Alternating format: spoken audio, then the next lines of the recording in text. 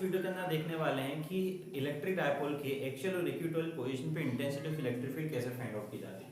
सबसे पहले देख लेते हैं एक्सियल पोजीशन के किस तरह से फाइंड आउट करेंगे। जैसे कि हमारे पास एक इलेक्ट्रिक डायपोल है, ये माइनस क्यू चार्ज है, ये प्लस क्यू चार्ज है, ये उसका सेंटर हो जाएगा O। दोनों के बीच की जो डिस्टेंस है वो 2 है, सपोज की हुई है हमने, और O से R डिस्टेंस पर एक कोई पॉइंट है P, O से R डिस्टेंस पर एक कोई पॉइंट है P जहाँ पर हमें intensity of electric field find out करनी है। सपोज यहाँ पे मान लो एक यूनिट पॉजिटिव चार्ज रखा हो, क्योंकि जब भी हम टेस्ट चार्ज सपोज करते हैं यूनिट पॉजिटिव सपोज कर सकते हैं। ये पॉइंट हो चुका है A, ये पॉइंट है B, ये O है से हमारा। अब हम क्या करने वाले हैं, इस P पॉइंट पर जो यूनिट पॉजिटिव चार्ज है उसके ऊपर फोर्स निकाल के देखते हैं, क्योंकि जो फोर्स की डायरेक्शन होती है वही electric field intensity of electric field की डायरेक्शन होती है। तो हमें इस प्लस क्यू चार्ज के थ्रू इस P पॉइंट पर और इस माइनस क्यू चार्ज के कारण इस P पॉइंट पर इंटेंसिटी ऑफ इलेक्ट्रिक फील्ड की डायरेक्शन देख लेते हैं और फॉर्मूले से इसका मैग्नीट्यूड निकाल लेंगे। तो डायरेक्शन कैसे निकालेंगे, ये पॉजिटिव तो आपस में क्या होता है, रिपल्शन, रिपल्शन के कारण इधर जाएगा। ठीक है, फोर्स इस P पॉइंट पर जो प्रेजेंट है यूनिट पॉजिटिव चार्ज को कहां लगेगा, इस डायरेक्शन में। तो इंटेंसिटी ऑफ इलेक्ट्रिक फील्ड की डायरेक्शन भी क्या हो जाएगी, वही हो जाएगी। मान के चलते हैं ये जो है E1 है, ठीक है, वेक्टर क्वांटिटी होती है इसलिए वेक्टर लगा दिया। सिमिलरली ये माइनस क्यू चार्ज इस यूनिट पॉजिटिव चार्ज को अपनी तरफ अट्रैक्ट करेगा तो इंटेंसिटी ऑफ इलेक्ट्रिक फील्ड भी इसी डायरेक्शन में आ जाएगी। इसको हमने E2 नाम दे दिया। एक चीज और देख लेते हैं, O से लेके A तक की डिस्टेंस हाफ हो जाएगी टोटल की। टोटल ये डिस्टेंस 2A थी, उसकी हाफ हो जाएगी A, और यही डिस्टेंस भी क्या हो जाएगी, हाफ A हो जाएगी। ठीक, इसके बाद हम क्या देखते हैं, intensity of electric field due to charge Q present at point P, मतलब हम कहां पर निकालना चाह रहे हैं, P पॉइंट पर। किसकी वजह से इंटेंसिटी, B पॉइंट पर जो प्लस Q चार्ज प्रेजेंट है उसके थ्रू निकालना चाह रहे हैं। अभी वेक्टर वगैरह डायरेक्शन से मतलब, तो अभी हम डायरेक्शन को कंसीडर नहीं करें, सिर्फ और सिर्फ मैग्नीट्यूड निकाल रहे हैं, क्योंकि डायरेक्शन हमने वहां पर अलग से कैलकुलेट कर ली। फॉर्मूला होता है 1/4πε0 Q अपॉन में डिस्टेंस। अब देखिए ये हमें डिस्टेंस फाइंड आउट करनी है B से लेके P तक की। ये टोटल डिस्टेंस R है, ये डिस्टेंस A है, तो R में से A को माइनस कर दो तो ये डिस्टेंस बच जाएगी, that is R minus A का होल स्क्वायर, क्योंकि डिस्टेंस का स्क्वायर होता है। ये हमारी इक्वेशन नंबर फर्स्ट हो गई। सिमिलरली E2 भी फाइंड आउट करेंगे, अगेन वही फॉर्मूला 1/4πε0। यहाँ पर माइनस क्यू चार्ज नहीं रखेंगे, क्योंकि यहाँ पर सिर्फ उसे हम मैग्नीट्यूड को देख रहे हैं। डायरेक्शन जो है प्लस या माइनस के कारण वो हमने यहाँ पर अलग से कंसीडर कर ली। B A से लेके P तक के डिस्टेंस, तो हम दो पाथ के थ्रू जाएंगे। पहले तो R डिस्टेंस ट्रेवल कर लेंगे, फिर बची हुई A डिस्टेंस, तो यहाँ से अंदर की टोटल डिस्टेंस हो जाएगी R प्लस A का whole square. This is equation number second. हम E नेट निकालना चाहते हैं। E नेट निकालने के लिए तरीका है, जो बड़ा मैग्नीट्यूड है उसमें से स्मॉल मैग्नीट्यूड को माइनस कर दो। हम देखो E का फॉर्मूला क्या देखा है, 1/4πε0 Q अपॉन में R स्क्वायर। 1/4πε0 कांस्टेंट है, चार्ज भी दोनों का मैग्नीट्यूड कांस्टेंट है, तो किसके ऊपर डिपेंड कर रहा है, सिर्फ और सिर्फ डिस्टेंस पे। मतलब intensity of electric field depends on distance. जहां पर डिस्टेंस ज्यादा होगी वहां पर इंटेंसिटी ऑफ इलेक्ट्रिक फील्ड कम हो जाएगी। ये इसका उल्टा करते हैं, अगर डिस्टेंस को हम कम कर दें तो इंटेंसिटी ऑफ इलेक्ट्रिक फील्ड ज्यादा हो जाएगी। अब P पॉइंट पर जो चार्ज +1 प्रेजेंट है, यूनिट पॉजिटिव चार्ज प्रेजेंट है, वो किसके नजदीक है, B पॉइंट पे प्रेजेंट प्लस Q चार्ज के ज्यादा पास है। अगर ये चार्ज इसके ज्यादा पास है तो मतलब इसकी वजह से जो इंटेंसिटी ऑफ इलेक्ट्रिक फील्ड होगी उसकी वैल्यू भी ज्यादा होगी, और जो A पर चार्ज प्रेजेंट है वो P पॉइंट से ज्यादा दूरी पर प्रेजेंट है, तो इसकी वजह से जो इंटेंसिटी ऑफ इलेक्ट्रिक फील्ड होगी वो भी कम हो जाएगी। तो हम यहाँ पर इसकी वैल्यू को फाइंड आउट करते हैं, किस तरह से करेंगे। So E net will be equal to E1 minus E2। अब E1 में से E2 को क्यों माइनस करा, क्योंकि this is the less value, so it is the more intensity of electric field as compare to E2। ये ज्यादा है ये कम है, तो हम ज्यादा वैल्यू ऐसे स्मॉलर वैल्यू को माइनस कर देते हैं। वैल्यू को पुट कर देते हैं फर्स्ट और सेकंड इक्वेशन से। 1/4πε0 Q अपॉन में R माइनस A का whole square minus 1/4πε0 Q upon में R प्लस A का होल स्क्वायर। जो कॉमन लेना है वो कॉमन ले लेते हैं, 1/4πε0 कॉमन ले लिया, 1/R माइनस A का whole square minus 1/R plus A का होल स्क्वायर यहाँ पे। अब क्या करेंगे, इधर एलसीएम ले लिया जाएगा, इधर एज इट इज चलेगा, सॉरी Q भी कॉमन लेना था तो हमने Q इधर न्यूमरेटर में ले लिया। सो Q अपॉन में 4πε0 और इधर आ जाएगा R माइनस A का स्क्वायर R प्लस A का स्क्वायर क्रॉस मल्टीप्लाई होगा तो r plus A square minus R minus A square. अब होल स्क्वायर को ब्रेक कर देते हैं आगे, E net is equal to Q upon में 4 pi epsilon naught, whole square को ब्रेक करेंगे तो R square plus A square plus 2ar, minus का साइन है और इसको भी स्क्वायर को भी ओपन कर देते हैं तो माइनस का आर स्क्वायर माइनस का ए स्क्वायर प्लस 2ar, और अपॉन में देखो इधर का भी स्क्वायर और इसका भी स्क्वायर, तो होल स्क्वायर को कॉमन ले लेते हैं तो r plus A R minus A का होल स्क्वायर हो गया। देख सकते हो आर स्क्वायर से आर स्क्वायर ए स्क्वायर से ए स्क्वायर को हमने कट कर दिए, बचा है 2ar और 2ar, तो दोनों को ऐड कर देंगे तो 4ar हो जाएगा, तो q अपॉन में 4 pi epsilon nought 4ar upon में r, देखो a plus b a minus b मतलब कि आर स्क्वायर माइनस ए स्क्वायर का होल स्क्वायर, ठीक है। उसके बाद 4ar के हम दो पीसेस कर लेते हैं, मतलब कि 2 इंटू ए और 2 इंटू आर, क्योंकि 4 है, 4 के दो पीसेस किए जा सकते हैं। 1/4 पाई एप्सिलॉन नॉट ये है, 2a इधर हो जाएगा, इंटू में q लिख देते हैं, इधर उठाकर इधर लिख दिया 2r, और अपन में are square minus A square का होल स्क्वायर। लास्ट लेक्चर में बताया था मैंने 2a into r electric dipole moment होता है, तो इलेक्ट्रिक डायपोल मोमेंट को हम p से रिप्रेजेंट करते हैं, से हो जाएगा 1/4 pi epsilon not p into 2r upon में are square minus A square whole square. तो ये इंटेंसिटी ऑफ इलेक्ट्रिक फील्ड का फॉर्मूला है इलेक्ट्रिक डायपोल की एक्चुअल पोजीशन के लिए। इसमें कोई स्पेशल केस कंसीडर नहीं किया हुआ हमने, इसलिए नहीं किया हुआ है क्योंकि कभी ऐसा भी हो सकता है कि जो लेंथ ऑफ इलेक्ट्रिक डायपोल है वो बहुत ज्यादा नेग्लिजिबल नहीं है as compare to the distance जहां पर हमें intensity of electric field find out करनी है, तो उसके लिए फॉर्मूला डायरेक्टली इस्तेमाल किया जा सकता है। तो हम क्या कर रहे हैं, एक स्पेशल कंडीशन लगाते हैं जिसमें कि length of the electric dipole is very less as compared to the distance where we have to find the intensity of electric field present over the axial position। axial position पे कोई ऐसा point है जहाँ पे intensity of electric field हमें find out करनी है और वो डिस्टेंस इसके सेंटर से बहुत ज्यादा डिस्टेंस पर है, वो पॉइंट इसके सेंटर से बहुत ज्यादा डिस्टेंस पर है as compare to the length of electric dipole, मतलब 2a के कंपैरेटिवली बहुत ही ज्यादा बड़ी डिस्टेंस पर है, तो हम a को नेगलेक्ट कर देंगे। सो ई एक्सियल का फॉर्मूला हो जाएगा 1/4 pi epsilon not p times 2r upon में r square to the square, तो r टू द पावर 4 हो जाएगा, एक r से एक r कैंसिल हो गया, E axial is equals to 1/4 pi epsilon naught 2p by r cube. और यूनिट आप लोगों को पता ही है, अगर इंटेंसिटी ऑफ इलेक्ट्रिक फील्ड निकालने तो इसकी यूनिट हो जाती है न्यूटन पर कूलम, इधर भी वैल्यू वही रहेगी न्यूटन पर कूलम, तो intensity of electric field actual position पे इसका फार्मूला हो जाता है। ठीक, इसके बाद हम एक चीज और देख लेते हैं कि अगर इक्वेटोरियल पोजीशन पे हमें इंटेंसिटी ऑफ इलेक्ट्रिक फील्ड निकालनी हो, देखें O से r डिस्टेंस पर एक कोई पॉइंट था, उस केस में भी मैं O से r डिस्टेंस पर एक पॉइंट लूंगा, बट इस केस में हमने एक्चुअल पोजीशन पे लिया है, जो नया केस है उसमें हम इक्वेटोरियल पोजीशन पर लेंगे उस पॉइंट को।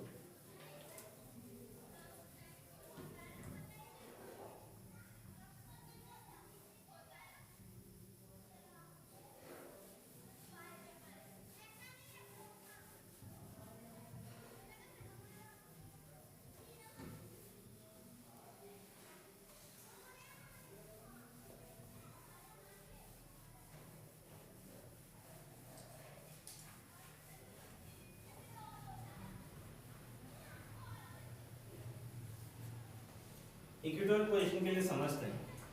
सपोज ये हमारे पास एक इलेक्ट्रिक डायपोल है, ये इसका -q चार्ज है, यहाँ पर +q चार्ज रखा हुआ है, this is the centre of electric dipole, ये पॉइंट A है, ये पॉइंट B है।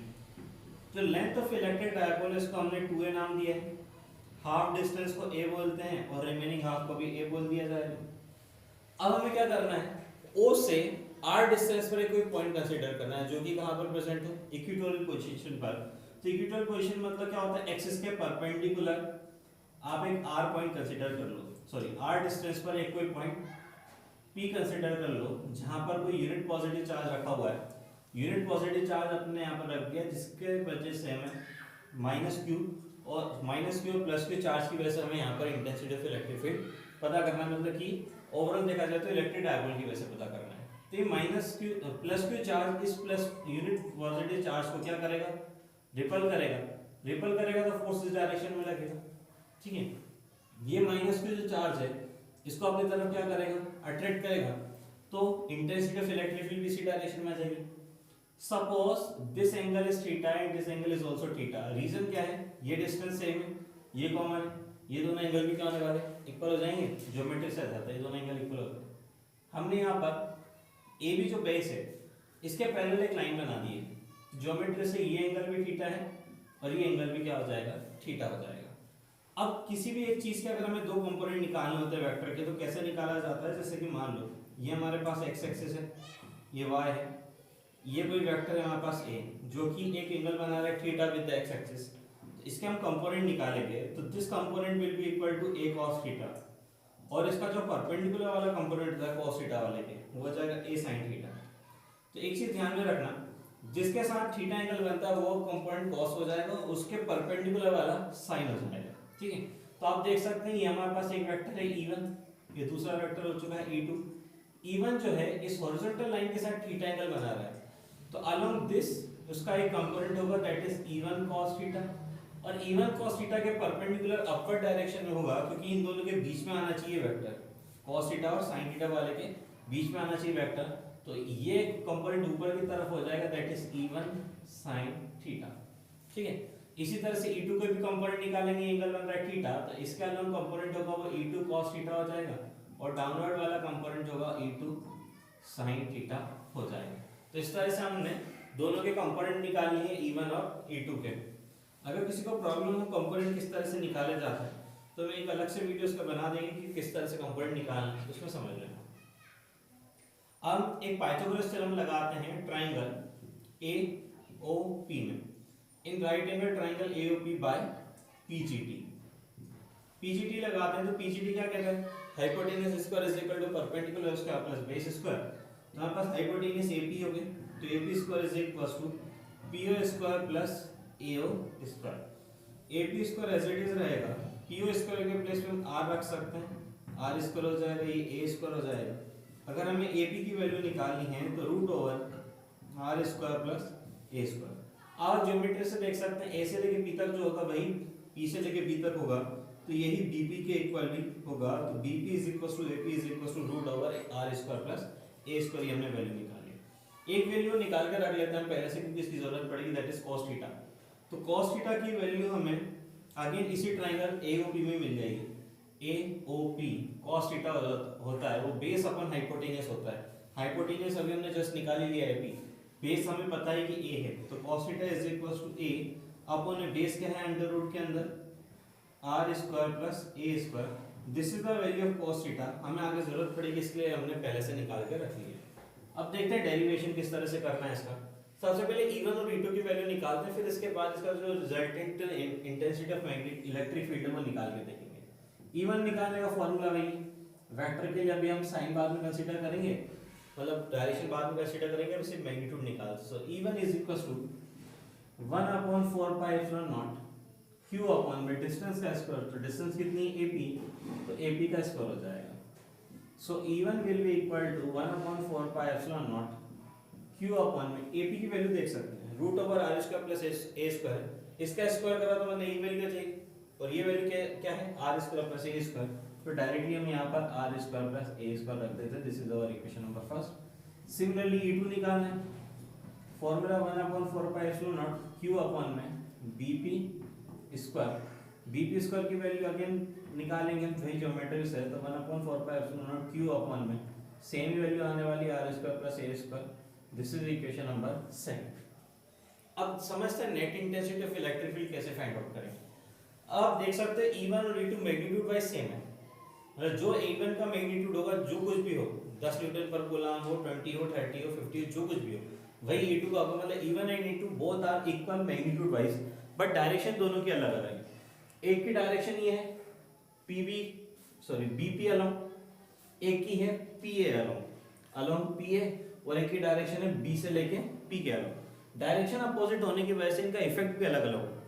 तो हमने क्या करा है, इसको रिजॉल्व कर लिया, तो अलग अलग डायरेक्शन में, एक तो हॉरिजॉन्टल हो गया और एक वर्टिकल हो गया। तो अब वर्टिकल डायरेक्शन में कंसीडर करें यहाँ पे कि दो हमें यहाँ पे इंटेंसिटी ऑफ इलेक्ट्रिक फील्ड के कंपोनेंट दिख रहे हैं, तो E1 sin थीटा ऊपर की तरफ दिख रहा है और E2 sin थीटा नीचे। अच्छा sin थीटा मतलब एंगल भी सेम है, तो sin थीटा की वैल्यू क्या होने वाली सेम, और E1 और E2 हमने मैग्नीट्यूड वाइज देख लिया, दोनों सेम। अब आप P पॉइंट पे कंसीडर करें, एक जो इंटेंसिटी ऑफ इलेक्ट्रिक फील्ड है वो अपवर्ड डायरेक्शन में लग रही, that is E1 sin theta, और एक लग रही डाउनवर्ड डायरेक्शन में, that is E2 sin theta. Both are same in magnitude but they are acting in opposite direction, therefore they neglect the effect of each other. दोनों क्या करेंगे, एक दूसरे के इफेक्ट को खत्म कर देंगे, बिल्कुल जीरो कर देंगे, क्योंकि नेट फोर्स की वैल्यूज क्या हो जाएगी, जीरो। अगर नेट फोर्स जीरो तो net intensity of magnet electric field भी क्या हो जाएगी, जीरो हो जाएगी, ठीक है। अब जो कुछ भी आना है यहाँ पर केवल E1 cos थीटा और E2 cos थीटा की वजह से आएगा, जो कि अलोंग BA होगा, BA इस डायरेक्शन में हो जाएगा।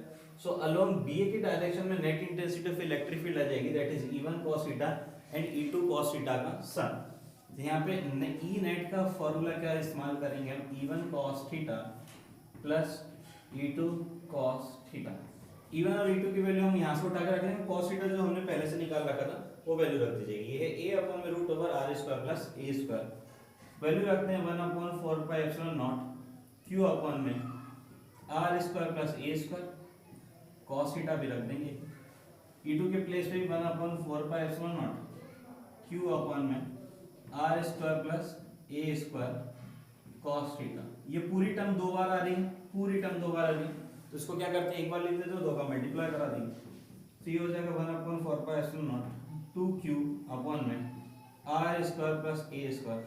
साथ ही साथ में cos थीटा की वैल्यू यहां से उठाकर रखना, that is a by root over r square plus a square.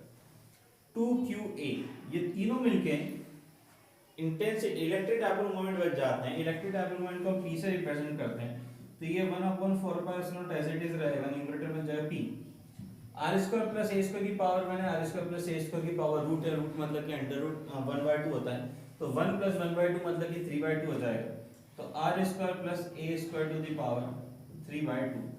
This is the intensity of electric field at equatorial position of electric dipole.